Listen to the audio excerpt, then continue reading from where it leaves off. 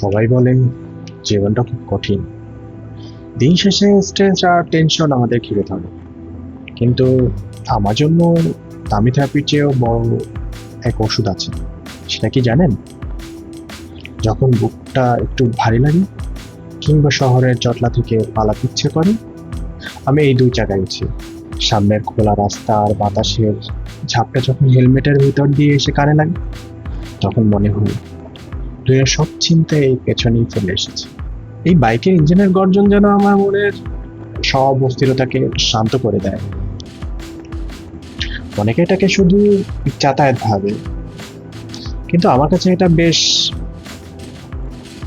বেঁচে থাকার একটা মাধ্যম। অজানার পথে এই ছুটে চলা আমাকে শেখায় জীবন থামার জন্য নয়, সামনের দিকে এগিয়ে যাওয়ার জন্য। আনাজ ইনফিনিট মাইলস মানেই তো অসীমের পথে এই প্রশান্তির যাত্রা। আমার থেরাপি তো এই বাইক রান। আপনার স্ট্রেস কমানোর উপায় কি? কমেন্টে জানাতে ভুলবেন না। দেখা হবে পরের রাইডে।